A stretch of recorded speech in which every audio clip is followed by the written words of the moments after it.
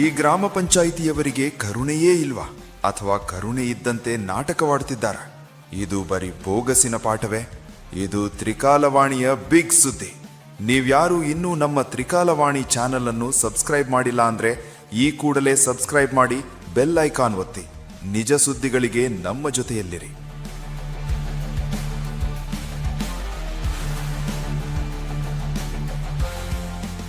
ವೀಕ್ಷಕರೇ, ಒಂದು ಕಡೆ ಕೈಕಟ್ಟಿ ಕುಳಿತ ಪೊಲೀಸರು, ಮತ್ತೊಂದು ಕಡೆ ಜೆಸಿಬಿಯಿಂದ ಮನೆಗಳ ಧ್ವಂಸ.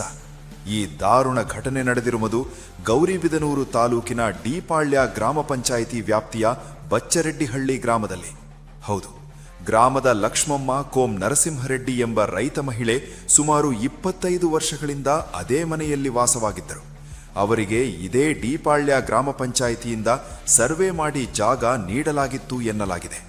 ದಾಖಲೆಗಳೂ ಇದ್ದಾವೆ ಎನ್ನುವ ಮಾತು. ಆದರೆ ಏಕಾಏಕಿ ಯಾವುದೇ ಪೂರ್ವ ಸೂಚನೆ ನೀಡದೆ ಮನೆಗೆ ನುಗ್ಗಿದ ಅಧಿಕಾರಿಗಳು ವಯಸ್ಸಾದ ಮಹಿಳೆ ಅಂತಾಲೂ ನೋಡದೆ ಮಕ್ಕಳನ್ನು ಹೊರಹಾಕಿ ಜೆಸಿಬಿಯಿಂದ ಮನೆಯನ್ನು ನೆಲಸಮ ಮಾಡಲಾಗಿದೆ. ಇಲ್ಲಿ ದೊಡ್ಡ ಪ್ರಶ್ನೆ ಏನು ಅಂದ್ರೆ, ರೋಧಿಸುತ್ತಿದ್ದ ಆ ವಯಸ್ಸಾದ ಮಹಿಳೆ ಬೇಡಿಕೊಂಡರೂ ಪೊಲೀಸರು ಮೌನವಾಗಿದ್ದದಂತೆ. ಕರುಣೆ ಇಲ್ಲದ ಈ ನಡೆ ಮಾನವೀಯತೆಯೇ ಸತ್ತು ಹೋಗಿದೆಯೇ ಎಂಬ ಪ್ರಶ್ನೆ ಮೂಡಿಸಿದೆ. ಇದಕ್ಕೆ ಕಾರಣ ಯಾರು? ನೇರ ಹೊಣೆ ಯಾರು ಹೊರುತ್ತಾರೆ? ಸ್ಥಳೀಯ ರಾಜಕೀಯ ಮುಖಂಡರ ಒತ್ತಡ ಇದೆಯಾ? ಒಮ್ಮೆ ಜೊತೆಗಿದ್ದ ಗ್ರಾಮ ಪಂಚಾಯಿತಿ ಇಂದು ಯಾರ ಮಾತು ಕೇಳಿ ಇಂತಹ ಕಠಿಣ ನಿರ್ಧಾರ ತೆಗೆದುಕೊಂಡಿತು? ಈ ಪ್ರಶ್ನೆಗಳಿಗೆ ಉತ್ತರ ಸಿಗುತ್ತಾ?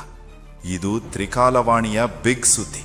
ನಾಳೆ ಮತ್ತೊಂದು ಸತ್ಯ ಸುದ್ದಿಯೊಂದಿಗೆ ನಿಮ್ಮ ಮುಂದೆ ಬರುತ್ತೇನೆ. ಅಲ್ಲಿಯವರೆಗೂ ಟೇಕ್ ಕೇರ್. Good bye.